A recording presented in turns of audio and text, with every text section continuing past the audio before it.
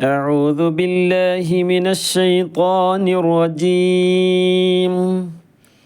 بسم الله الرحمن الرحيم. عاليهم ثياب سندس خضر واستبرق وحلوا أساور من فضة وسقاهم ربهم شرابا طهورا. إن هذا كان لكم جزاء وكان سعيكم مشكورا. إنا نحن نزلنا عليك القرآن تنزيلا. فاصبر لحكم ربك ولا تطع منهم آثما أو كفورا. واذكر اسم ربك بكرة وأصيلا. صدق الله العلي العظيم. പ്രിയമുള്ളവരെ, നമ്മുടെ ഇന്നത്തെ ക്ലാസ് 5ാമത്തെ ക്ലാസ്സാണ്. മുന്നേയുള്ള 4 ക്ലാസ്സുകളും എല്ലാവരും ശ്രദ്ധിച്ചിട്ടുണ്ടാകും. ഇല്ലെങ്കിൽ അതൊക്കെ നിർബന്ധമായിട്ടും കേൾക്കേണ്ട ഒരു ക്ലാസ് തന്നെയാണ്. നാം മുന്നേയുള്ള വീഡിയോയിൽ പറഞ്ഞിരുന്നു, നമ്മുടെ ഈ ക്ലാസ് നമ്മൾ ഉദ്ദേശിച്ചത് സാധാരണക്കാരായ ഓതാൻ പ്രയാസപ്പെടുന്ന ആളുകൾക്ക് വേണ്ടിയുള്ള ക്ലാസ്സാണ്. നമ്മൾ ചെറുപ്പത്തിലൊക്കെ പഠിച്ചിട്ടുണ്ടാവും, അല്ലെങ്കിൽ അതിൻ്റെ ഉപയോഗം നമ്മിൽ നിന്ന് കുറഞ്ഞതുകൊണ്ടോ അല്ലെങ്കിൽ പ്രായത്തിൻ്റെ പക്വത കുറവോ മൂലമോ നമ്മിൽ നിന്ന് അറിയാതെ നഷ്ടപ്പെട്ടു പോയിട്ടുണ്ട്. അപ്പോൾ അത് തിരിച്ചു പിടിക്കാനുള്ള ഒരു അവസരമാണ്. ഇൻഷാ അല്ലാഹ് അല്ലാഹു തആല നമ്മിൽ നിന്ന് ഖബൂൽ ചെയ്ത് അനുഗ്രഹിക്കുമാറാകട്ടെ. ഈ ക്ലാസ് കേൾക്കുന്നതിലൂടെയും നമുക്കൊരു അവസരം കിട്ടുകയാണ്, ഓതാനുള്ളൊരവസരം കിട്ടുകയാണ്. അതെല്ലാവരും ഉപയോഗപ്പെടുത്തണം. ക്ലാസ് കേട്ടാൽ പോരാ, ക്ലാസ് കേൾക്കാനുള്ളതല്ല, നമുക്ക് ഓതി പഠിക്കാനുള്ളതാണ്. അപ്പോൾ എന്ത് ചെയ്യുക, ഒന്നുകിൽ സ്വന്തമായിട്ട് ഓതുകയോ അല്ലെങ്കിൽ ഈ വീഡിയോ വീണ്ടും വീണ്ടും കേട്ട് അതിൻ്റെ കൂടെ ഓതുകയോ ചെയ്യുക. അല്ലെങ്കിൽ ഒരു വട്ടം കേട്ടാൽ മതി. പിന്നെ ബാക്കി നമ്മൾ എന്ത് ചെയ്യുക, സ്വയം മനസ്സിലാക്കിയിട്ട് ഖുർആനിൽ നോക്കിയിട്ട് തന്നെ ഇന്ന് പഠിച്ച ഈ 5 ആയത്തുകൾ മാത്രം നോക്കിയാൽ മതി. അങ്ങനെ ഓരോ ദിവസം കഴിയുന്തോറും നമ്മുടെ ഓത്തുകൾ മെച്ചപ്പെട്ടു വരും എന്ന് ഞാൻ മുന്നേ തന്നെ പറഞ്ഞിരുന്നു. ക്ലാസ് കേട്ട ആളുകൾക്ക് എന്ന് പറഞ്ഞാൽ സാധാരണക്കാരായ ആളുകളെന്ന് പറയുമ്പോൾ അക്ഷരം തിരിയാത്ത ആളുകളല്ല. പിന്നെ അത്യാവശ്യം ഒന്ന് ഓതാൻ അറിയുന്ന ആളുകൾക്ക് ഇപ്പോൾ ഈ ക്ലാസ് ഉള്ളൂ. മറ്റേത് അക്ഷരം തിരിയാത്ത ആളുകളെ സംബന്ധിച്ച് ഇപ്പോൾ നമുക്കിപ്പോൾ എന്താ ചെയ്യുക, അവരക്ഷരം ഏതെങ്കിലും നിലക്ക് പഠിക്കുക. നമുക്ക് അവസരം ഒരുപാടുണ്ടല്ലോ. നമ്മൾ വേണമെന്ന് വിചാരിച്ചാൽ നമുക്ക് സംഗതി നടക്കും. വിശുദ്ധ ഖുർആൻ എന്നുള്ളത് സാധാരണ ഒരു അറബി വായിക്കുന്നത് പോലെ വായിച്ചാൽ പോരല്ലോ. അപ്പോൾ അതിൻ്റെ നിയമങ്ങൾ നമ്മൾ തെറ്റിക്കാതെ ഓതാൻ വേണ്ടി ശ്രമിക്കണം. ഇൻഷാ അല്ലാഹ് ഞാനും ഒരു മുതഅല്ലിം പഠിക്കുന്ന ഒരാൾ തന്നെയാണ്. ഈ ക്ലാസ് കൊണ്ട് നിങ്ങൾക്ക് മാത്രമല്ല എനിക്കും ഒരുപാട് മെച്ചങ്ങളുണ്ട്. കാരണം ക്ലാസ് എടുക്കുമ്പോൾ നേരെ ഒന്ന് ക്ലാസ് എടുത്താൽ പോരല്ലോ. രാത്രിയൊക്കെ ഒഴിഞ്ഞിരുന്ന് നോക്കണം. നോക്കിയിട്ടാണ് എന്തെങ്കിലും പറഞ്ഞാൽ പോരല്ലോ. അപ്പോൾ കഴിവിൻ്റെ പരമാവധി ശ്രദ്ധിച്ചുകൊണ്ടാണ് പറയുന്നത്. ഇനി ഏതെങ്കിലും ഉസ്താദ്മാരൊക്കെ കേൾക്കുന്നുണ്ടെങ്കിൽ ഇൻഷാ അല്ലാഹ് അവിടെയൊക്കെ നമ്മളെ ഭാഗത്തുനിന്ന് എല്ലാം ശരിയാണെന്നുള്ള ഒരു ഇതൊന്നുമില്ല. നമ്മളെ കൊണ്ട് കഴിവിൻ്റെ പരമാവധി ഒരു സഹായം ചെയ്യുക എന്നുള്ളതാണ്. അപ്പോൾ ഏതെങ്കിലും നിലക്കൊക്കെ എവിടെയെങ്കിലും അറിയാതൊക്കെ വന്നിട്ട് മിസ്റ്റേക്ക് ഒക്കെ വന്നിട്ടുണ്ടെങ്കിൽ ഇൻഷാ അല്ലാഹ് തിരുത്തിത്തരണമെന്നും അറിയിക്കുകയാണ്. വിശുദ്ധ ഖുർആൻ്റെ ഓത്ത് തന്നെ നമ്മൾ പഠിച്ചാൽ അത് തീരൂല, അത്രയും പഠിക്കാനുണ്ട്. നമ്മളിങ്ങനെ ചെറിയ ഒരു എന്തെങ്കിലുമൊക്കെ എവിടെന്നെങ്കിലൊക്കെ പഠിച്ചു, അത്യാവശ്യം നമ്മൾ തിരക്കടില്ല എന്നുള്ളൊരു തോന്നൽ നമ്മുടെ മനസ്സിൽ ഒരു കാരണവശാലും ഉണ്ടാകാൻ പാടില്ല. വിശുദ്ധ ഖുർആൻ്റെ ഒരു പ്രത്യേകത, നമ്മൾ അതിലേക്കാണ്ട് അടുക്കുകയാണെങ്കിൽ പിന്നെ നമുക്കതിൽ നിന്ന് വിടാൻ തോന്നൂല. നേരെ മറിച്ച് വിശുദ്ധ ഖുർആനുമായിട്ട് അകന്നാൽ പെട്ടെന്ന് അകലാനും നമുക്ക് കഴിയും. എന്ന് പറഞ്ഞാൽ നമ്മിൽ നിന്ന് പെട്ടെന്ന് അത് കൊഴിഞ്ഞു പോകാൻ സാധ്യതയുണ്ട്. അപ്പോൾ കൂടുതൽ അടുക്കും തോറും നമ്മിലേക്ക് കൂടുതൽ നമുക്കുള്ള സൗകര്യങ്ങൾ അതിൻ്റെയൊക്കെ ഒരു ബറക്കത്ത് നമുക്ക് കിട്ടും. അപ്പോൾ ഏതായാലും ഇൻഷാ അല്ലാഹ് നമ്മുടെ ഇന്ന് ഓതിയ ഈ 5 ആയത്തിൻ്റെ നിയമത്തിലേക്ക്, ഇന്ന് ഓതിയതിൽ പ്രത്യേകിച്ച് നമ്മൾ പുതിയൊരു നിയമങ്ങളൊന്നും പറയുന്നില്ല. നമ്മൾ കഴിഞ്ഞ സുക്കൂനുള്ള നൂനിൻ്റെയും തൻവീൻ്റെയും ശേഷമുള്ളതും അതുപോലെ തന്നെ സുക്കൂനുള്ള മീമിൻ്റെ ശേഷമുള്ളതും ഒന്ന് മാത്രമേ ഇന്ന് നോക്കുന്നുള്ളൂ. അപ്പോൾ അതെന്ത് ചെയ്യുക, ഓതുന്നത് വളരെ കൃത്യമായിട്ട് നോക്കുക, കേൾക്കുക, മനസ്സിലാക്കുക. ഞാൻ എപ്പോഴും പറയുന്നത് പോലെ പിന്നെ ഇതുവരെ പഠിച്ചത് നമ്മുടെ മനസ്സിലുണ്ടോ എന്ത് ചെയ്യുക, പിന്നെ ഒന്ന് ശ്രദ്ധിക്കുക, എന്ത് ചെയ്യുക, സ്റ്റോപ്പാക്കുക, വീഡിയോ ഒന്ന് സ്റ്റോപ്പാക്കാൻ നോക്കുക. അവിടെ എന്താ നിയമമായിരിക്കും. സുക്കൂനുള്ള മീമിൻ്റെ ശേഷം സാ വന്നാൽ പഠിച്ചത് പ്രകാരം പിന്നെ അത് ഇൽഹാർ ആയിരിക്കണോ പിന്നെ ഇഖ്ഫ ആണോ, നമ്മളെന്ത് ചെയ്യുക, ഒന്ന് പിന്നെ നോക്കുക. ഇല്ലെങ്കിൽ ആ ചാർട്ടിലേക്ക് നോക്കുക. എന്നിട്ട് എന്ത് ചെയ്യുക, പിന്നെ ഒന്ന് വിലയിരുത്തുക. എന്നിട്ട് ഞാൻ പറയുന്നത് ശരിയാണോ എന്ന് നോക്കുക.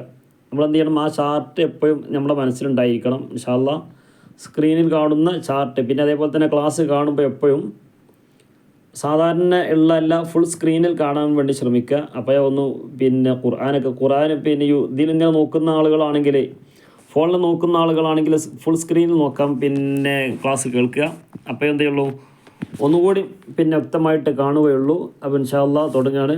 ബിസ്മില്ലാഹിർ റഹ്മാനിർ റഹീം.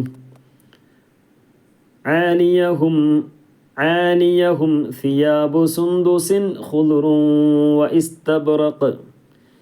ഇവിടെ ആനിയഹും സുക്കൂനുള്ള മീമിൻ്റെ ശേഷം സാ വന്നു അല്ലേ. ഇവിടെ സുക്കൂനുള്ള മീമാണ്, വളരെ എളുപ്പമാണ്. സുക്കൂനുള്ള മീമിൻ്റെ ശേഷമുള്ള നിയമം നമ്മൾ പഠിച്ചു. സുക്കൂനുള്ള മീമിൻ്റെ ശേഷം മീമ് വന്നാൽ ഇദ്ഗാം ചെയ്യണം, കൂട്ടി യോജിപ്പിക്കണം, മണിക്കണം എന്ന് പറഞ്ഞു.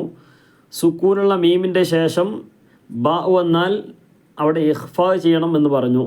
ബാക്കിയുള്ള ഏത് വന്നാലും സുക്കൂനുള്ള മീമിനെ വെളിവാക്കണം, വ്യക്തമാക്കി എന്ന് പറയുന്നത് പോലെ ആലിയഹും എന്ന് വ്യക്തമാക്കി പറയണമെന്ന് പറഞ്ഞു. ബാക്കി ഏത് അക്ഷരം 26 അക്ഷരം വന്നാലും അവിടെ മീമിനെ വ്യക്തമാക്കി പറയണം എന്ന് പറഞ്ഞാൽ ആലിയഹും. ആലിയഹും സി എന്ന് പറയാൻ പാടില്ല. ആലിയഹും സിയാബു സുന്ദുസ്. ഇവിടെ സുന്ദുസ് എന്നുള്ളിടത്ത് എന്ത് ചെയ്തു, സുക്കൂനുള്ള നൂനിൻ്റെ ശേഷം ദാല് വന്നു. എന്താ നിയമം, ഒന്ന് ജസ്റ്റ് നോക്കുക, സ്റ്റോപ്പാക്കുക, എന്നിട്ട് നോക്കുക. പിന്നെ നമ്മളെ നിയമം ഉണ്ടല്ലോ, സുക്കൂനുള്ള നൂനിൻ്റെയോ തൻവീൻ്റെയോ ശേഷം ഇൽഹാറിൻ്റെ 6 അക്ഷരം വന്നാൽ അവിടെ ഇൽഹാർ ചെയ്യണം, വ്യക്തമാക്കണം എന്നൊക്കെ പറഞ്ഞിരുന്നു. പിന്നെ കൂടുതൽ ഞാൻ പറയില്ല, എങ്കിലും പറയും, ആദ്യത്തെ പോലെ പറയില്ല. അപ്പോൾ എന്ത് ചെയ്യണം, ആദ്യത്തെ ക്ലാസ് ശരിക്ക് കേൾക്കുക എന്ന് പറഞ്ഞാൽ ഇപ്പോൾ പറഞ്ഞതുപോലെയല്ല. അതെങ്ങനെ ഇൽഹാർ വരിക, എങ്ങനെ ഉച്ചരിക്കേണ്ടത് എന്നൊക്കെ തിരിയണമെങ്കിൽ മുന്നേയുള്ള ക്ലാസ് വളരെ വ്യക്തമായിട്ട് കേൾക്കണം. അത് പ്രധാനപ്പെട്ട ക്ലാസ്സുകളാണ്. അത് ഒരിക്കലും തന്നെ നമുക്ക് ഒഴിവാക്കാൻ പറ്റില്ല. ഖുർആൻ പഠിക്കണം എന്നുള്ള ഉദ്ദേശമാണെങ്കിൽ നമുക്ക് എന്ത് ചെയ്യാം, കേൾക്കണം എന്നാണെങ്കിൽ പിന്നെ ഇതിങ്ങനെ കേട്ട് പോയാൽ മതി. അതല്ല പഠിക്കണം എന്ന ഉദ്ദേശം ഉണ്ടെങ്കിൽ ആ ക്ലാസ് മുഴുവനും കേൾക്കണം. ഇന്നത്തെ ക്ലാസ് ഒരു പക്ഷേ കേട്ടിട്ടില്ലെങ്കിലും കുഴപ്പമില്ല, അതിന് മുന്നുള്ള ക്ലാസ് നിർബന്ധമായിട്ടും കേൾക്കണം. ആലിയഹും സിയാബു സുന്ദുസ്. സുക്കൂനുള്ള നൂനിൻ്റെ ശേഷം ദാല് വന്നാൽ അവിടെ എന്ത് ചെയ്യണം, ഇഖ്ഫാ ചെയ്യണം. പഠിച്ചില്ലേ, ഇദ്ഹാർ എന്ന് പറഞ്ഞാൽ വെളിവാക്കണം എന്ന് പറഞ്ഞു. വെളിവാക്കേണ്ട പിന്നെ സുക്കൂനുള്ള നൂനിൻ്റെ ശേഷം എപ്പോഴാണ് വെളിവാക്കൽ, സുക്കൂനുള്ള നൂനിൻ്റെയോ തൻവീൻ്റെയോ ശേഷം ഇൽഹാറിന് 6 അക്ഷരമായ ഹംസ, ഹാ, ഹ, ഐന്, ഗൈന് എന്നീ അക്ഷരം വന്നാൽ അവിടെ വ്യക്തമാക്കണം എന്ന് പറഞ്ഞു. ഇദ്ഗാമും ബിലാഉന്നയുടെ അക്ഷരം ലാമ റാ ആണ്, കൂട്ടി യോജിപ്പിച്ച് മണിക്കരുത് എന്ന് പറഞ്ഞു. പിന്നെ ഇദ്ഗാമും ബിഗുന്ന നൗമി നൂന് വാവ് മീമ് യാ കൂട്ടി യോജിപ്പിച്ച് മണിക്കണം എന്ന് പറഞ്ഞു. അതേപോലെ തന്നെ ഇഖ്തിലാബ് സുക്കൂനുള്ള നൂനിൻ്റെ ശേഷം ബാ വന്നാൽ നൂനിനെ അവിടെ മാറ്റി മീമാക്കിയിട്ട് എന്ത് ചെയ്യണം, മീമിന് സുക്കൂനാക്കണം, എന്നിട്ട് ബായിലേക്ക് ഇഖ്ഫാ ചെയ്യണം, മറച്ച് മണിക്കണം എന്ന് പറഞ്ഞു. ഒക്കെ എങ്ങനെയെന്നൊക്കെ നമ്മൾ പറഞ്ഞിരുന്നു. ഇപ്പം എന്താ പറഞ്ഞത്, സുക്കൂനുള്ള നൂനിൻ്റെ ശേഷം ബാ വന്നാൽ അവിടെ ഇഖ്ഫാ അല്ല പറഞ്ഞ് പിന്നെ എന്താണ്, ഇഖ്തിലാബ് ചെയ്യണം അല്ലേ. നൂനിനെ മറിച്ച് മീമാക്കണം, അതിൻ്റെ പേരാണ് ഇഖ്തിലാബ് എന്ന് പറയുക, മറിക്കാന്നർത്ഥം.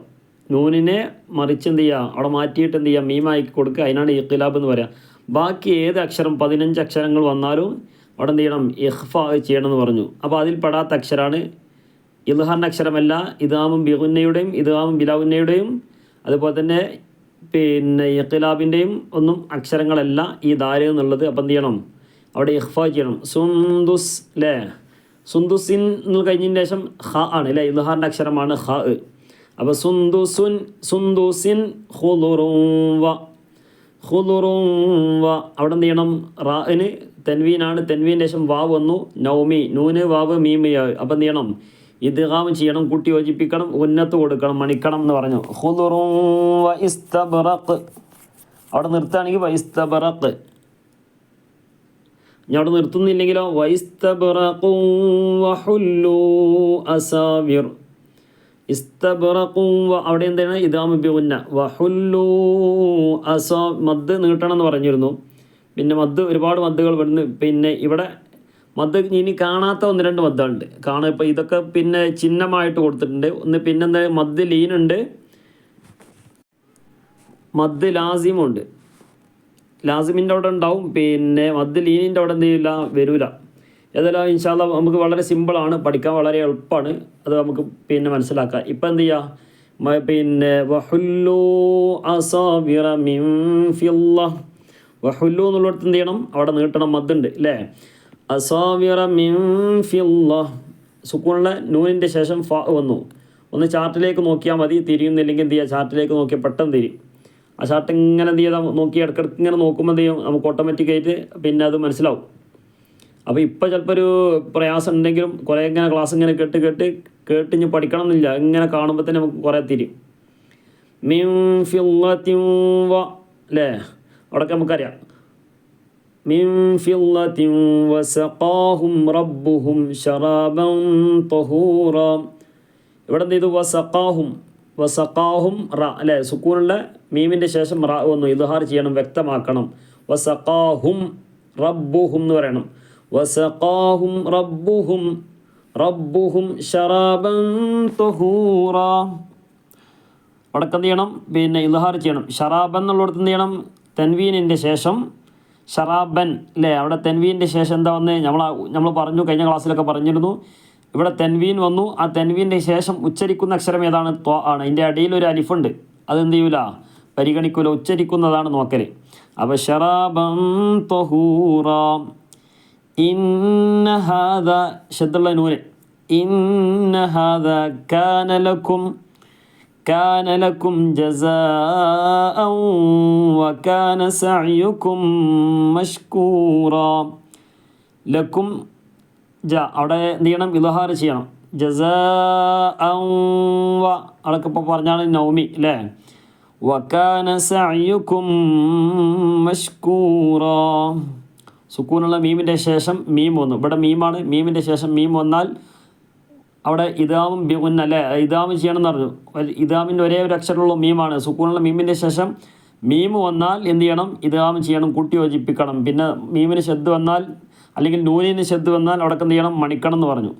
അപ്പോൾ വകാന സഅയുക്കും മഷ്കൂറ. ഇന്നാ നഹ്നു നസ്സൽനാ അലൈക്കൽ ഖുർആന തൻസീല. തൻ എന്ന് പറയരുത്, തസീ എന്ന് പറയരുത്, തൻസീല. ഫസ്ബിർ ലിഹുക്മി റബ്ബിക. ഫസ്ബിർ അവിടെ എന്ത് ചെയ്യണം, റായിന് സുക്കൂൻ കൊടുത്തിട്ട് ഓതണം. സുക്കൂൻ തന്നെ ഉള്ളത് എന്ത് ചെയ്യണം, പിന്നെ അവിടെ ഫസ്ബിർ എന്ന് പറയരുത്, ഫസ്ബിർ.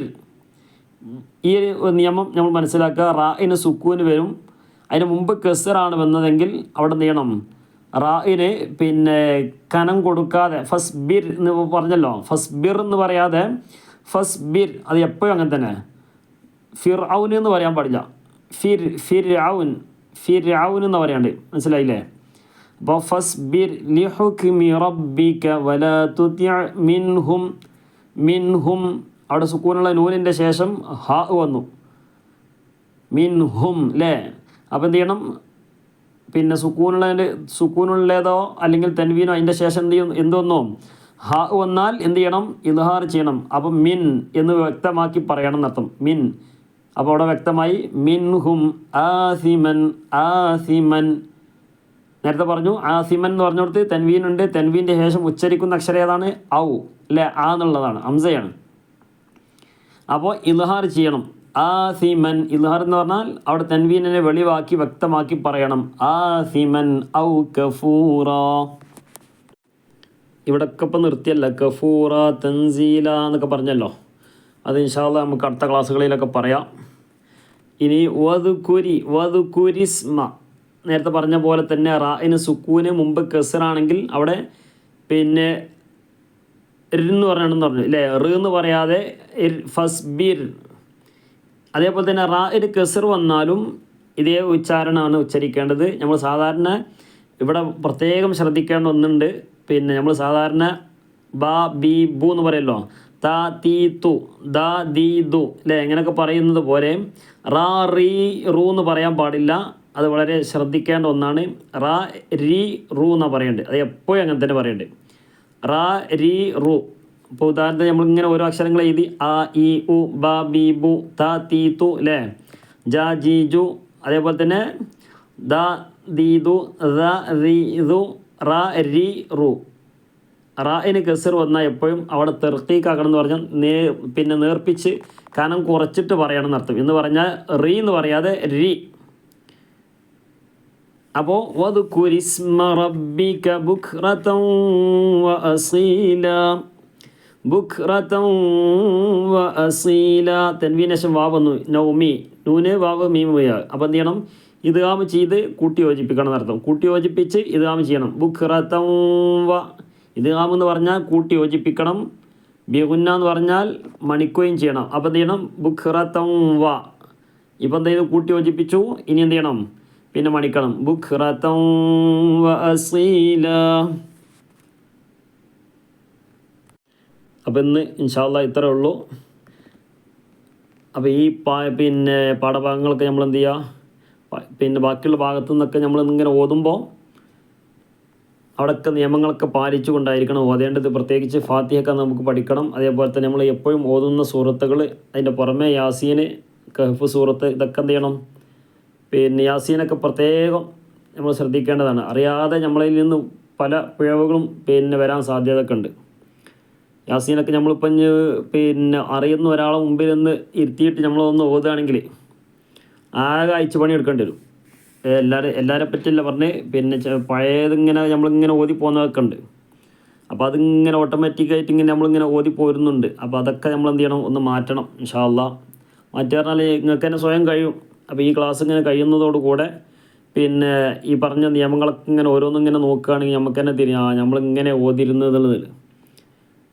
അപ്പോൾ ഇതൊക്കെ ഈ പിന്നെ 5 ക്ലാസ്സും കേട്ട ഒരാൾ ഇനി പുതിയൊരു ഓത്തിലേക്ക് കടക്കുകയാണെങ്കിൽ എന്ന് പറഞ്ഞാൽ, ഞാൻ മുമ്പ് പറഞ്ഞിരുന്നു ഒരു വോയിസൊക്കെ ഒന്ന് പിന്നെ അവിടെ നിന്ന് വെച്ചിരുന്നെങ്കിൽ മുമ്പത്തെ ഒരു വോയിസും ഇനി ഇപ്പോൾ ഇത് പഠിച്ചത് മുതലുള്ള പഠിക്കുക എന്ന് പറഞ്ഞാൽ കേട്ടാൽ പോരാ, ശരിക്കും മനസ്സിലാക്കാൻ ഈ പറഞ്ഞ നിയമപ്രകാരം നമ്മളൊന്ന് ഓതിയിട്ട് 2 വോയിസും കൂടി തമ്മിലുള്ള ഒരു മാറ്റം നമുക്ക് തന്നെ തിരിയും.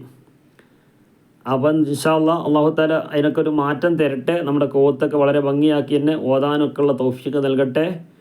പിന്നെ പ്രത്യേകിച്ച് ഫാത്തിഹ ഓതുമ്പോൾ, ഫാത്തിഹ എന്നൊക്കെ പറയുമ്പോൾ നിസ്കാരത്തിൽ ഒഴിച്ചുകൂടാൻ പറ്റാത്ത ഒന്നാണല്ലോ. അപ്പോൾ ഫാത്തിഹയൊക്കെ ഒന്ന് ക്ലിയർ ആക്കണം. ഫാത്തിഹ മാത്രമല്ല, വിശുദ്ധ ഖുർആൻ എന്ന് പറഞ്ഞാൽ നമ്മുടെ ഹബീബായ മുത്ത് മുഹമ്മദ് മുസ്തഫ സ്വല്ലല്ലാഹു അലൈഹി വസല്ലം തങ്ങൾക്ക് കൊടുത്ത ഏറ്റവും വലിയൊരു സമ്മാനമാണല്ലോ. അപ്പോൾ ആ ഒരു മുഅ്ജിസത്ത് ഹബീബിന് കിട്ടിയപ്പോൾ നമ്മുടെ നേതാവിനാണല്ലോ കിട്ടിയത്. അപ്പോൾ നമ്മൾ അതിലൊക്കെ അഭിമാനിക്കണം. നമ്മളെക്കൊണ്ട് ഹബീബ് റസൂലുള്ളാഹി സ്വല്ലല്ലാഹു അലൈഹി വസല്ലം തങ്ങളും അഭിമാനിക്കണം. അത് എൻ്റെ ഉമ്മത്താണെന്ന് പറഞ്ഞുകൊണ്ട് അഭിമാനിക്കുന്ന ഒരു സമയം വരാനൊക്കെ ഉണ്ടല്ലോ.